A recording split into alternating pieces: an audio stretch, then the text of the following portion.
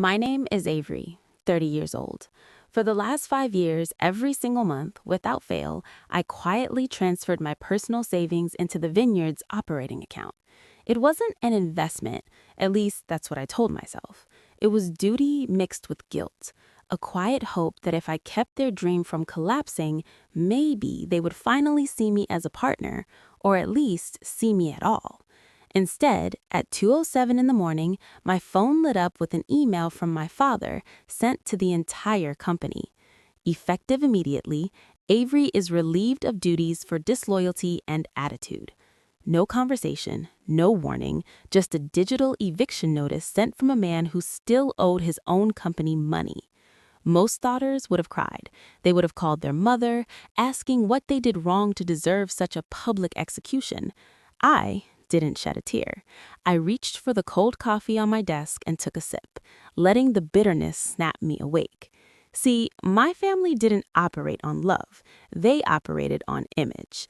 And in their perfectly staged world in Oregon's Willamette Valley, I was the smudge on the lens they refused to acknowledge. My younger brother Cole was the face of the brand. 26, tall, effortlessly charming in a way that photographs beautifully at wine tastings and charity auctions.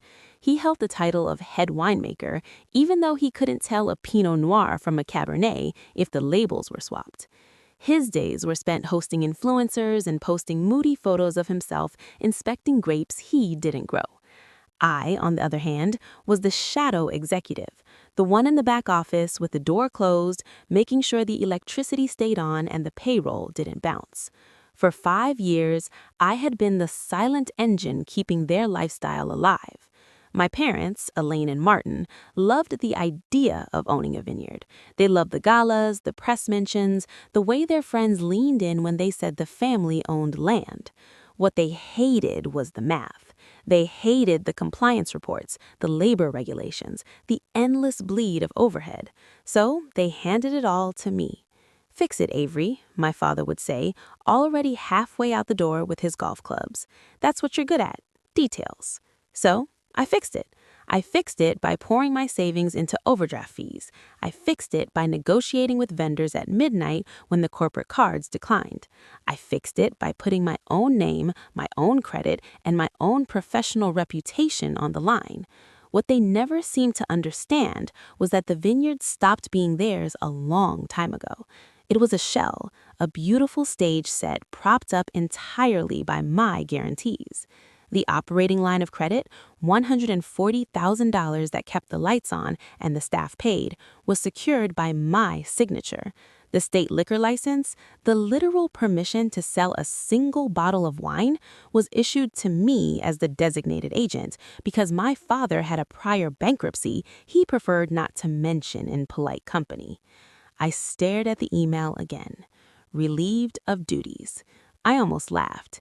It came out hollow in the quiet of my apartment. They thought they were punishing me. They thought they were cutting off a parasite. They had no idea they had just severed the artery keeping their world alive. I stood and walked to the window, looking out over the city lights. The anger wasn't hot or dramatic. It was cold, clinical, the feeling of an auditor finally closing a ledger that had been read for far too long. My compassion had been a luxury they overdrafted for years, and tonight the bank was closed. They wanted me gone? Fine, but they were about to learn the difference between an employee and a lifeline. I walked into my closet and knelt in front of this small, fireproof safe bolted to the floor. My hands didn't shake as I spun the dial, the tumblers clicking into place. Inside sat a single manila envelope. My attorney, Dana, a corporate specialist who had watched families destroy each other over far less, had insisted I prepare these documents 3 years earlier. Just in case, she had said. I hated her for it back then. Now I understood it was foresight. I carried the envelope to my desk and spread the papers beside my laptop. Revocation of personal guarantees. Resignation as designated agent. The quiet kill switches. I logged into the bank's commercial portal. The screen glowed blue showing the negative balance in the operating account. I navigated to guarantor settings. My cursor hovered over the remove button. For a split second, my finger paused. It wasn't fear, it was conditioning. For 30 years, I had lived inside a prison with no bars. There's a psychological trap where you're trained to believe someone else's survival is your moral responsibility. Learned helplessness dressed up as loyalty. I stayed not because I was weak, but because I was taught that letting them fall would make me the villain. I thought my exhaustion was love. I thought that if I carried enough of their weight, they would eventually look at me and see a daughter instead of a tool. But staring at that word in the email, disloyalty, the illusion finally shattered. They didn't see a daughter, they saw a resource, and resources don't have feelings. They get drained and replaced. I looked at the screen. "Are you sure you want to revoke liability?" it asked. "Yes," I whispered. Click. The screen refreshed. The status bar turned red. Credit facility frozen. Immediate repayment required. I didn't stop there. I opened the Oregon Liquor and Cannabis Commission website and navigated to licensing. As the named designated agent, I had both the legal right and the legal obligation to notify the state if I was no longer employed by the entity. I filled out the resignation form. I attached my father's email as proof. Click. License status suspended pending new agent appointment. It took less than 10 minutes to dismantle the financial spine of the company. I hadn't touched their money. I hadn't stolen a dollar. I had simply taken my name back. I leaned into my chair as the silence rushed in to fill the space where my anxiety used to live. It wasn't revenge, it was return to sender. They wanted to own the business, now they owned all of it. The debt, the liabilities, the silence. Good luck, Dad. 9 o'clock arrived with the aggressive brightness of a hangover. My phone, which I had wisely left on silent, began to vibrate across the coffee table. It wasn't ringing, it was convulsing. The screen lit up with names that used to twist my stomach. Mom, this needs to stop right now. Avery, the bank login isn't working. Payroll is tomorrow. Fix it. Cole, LOL, Dad really fired you. Good luck finding another job hiding in an office all day. Also, the corporate card got declined at the gas station. Unfreeze it, psycho. They still didn't understand. They were wandering the deck of the Titanic, complaining about the buffet, completely unaware the ship had already split in half. They interpreted the chaos as my incompetence, not my absence. That was their arrogance. They believed their lives ran on magic, not my labor. Then the voicemail came in. Not family. Mr. Halverson, the vineyard's corporate attorney, a man who usually only called to bill us for his golf weekends. Avery. His voice was tight, stripped of his usual smug calm. We have a catastrophic situation. The bank issued a demand for full repayment. They're saying the guarantor withdrew, and the state just flagged the liquor license as inactive. Distributors are freezing shipments. Please tell me this is a system error. Call me immediately. I stepped onto my balcony with a fresh cup of coffee. The air smelled like rain and asphalt. I replayed the message and laughed. Not bitter, not sharp, real laughter. Watching them unravel so quickly was fascinating. It reminded me of something I call the illusion of power of the empty wallet. My parents had spent decades confusing status with authority. They thought owning land and sitting at the head of the table made them kings. But you cannot rule if you're renting the throne. Their prestige had been leased on my credit score. They believed their power was intrinsic. It wasn't. It was borrowed. And when you borrow power, the lender can always change the locks. I imagined the scene unfolding at the vineyard. Frozen screens, declined cards, my father realizing he couldn't bully a bank. I didn't return the lawyer's call. I didn't answer my mother. I didn't respond to Cole. I took another sip of coffee. I wasn't the fixer anymore. I was the audience, and the show was accelerating. My phone buzzed again. This time it was Dana. I answered immediately. Avery, are you sitting down? I'm fine. What's happening? I was filing your formal dissociation paperwork with the Secretary of State and triggered a flag. There was a pending lien search. I pulled the filings. There's a draft contract. A contract for what? I asked. An acquisition, Dana said. Your parents have been negotiating for 6 months to sell the vineyard to a global beverage group. Purchase price is $8 million. The world tilted. 8 million. But here's the part that matters, Dana continued, her voice turning sharp. You're listed as key personnel. The sale was contingent on you staying for 2 years as a transition executive. The payout goes entirely to Elaine and Martin. No equity for you, no bonus, just a salary. I went very still. The email firing me wasn't a tantrum, it was strategy. They planned to rehire me after closing, stripped of leverage, forced to run the company for new owners while they cashed out. They were going to sell my work, take $8 million, and leave me with a job title and a smile. It wasn't neglect, it was theft. Dana, I said quietly, do we have the buyer's legal contact? I have it. Send them a material change notice. Inform them the key personnel has been terminated for disloyalty.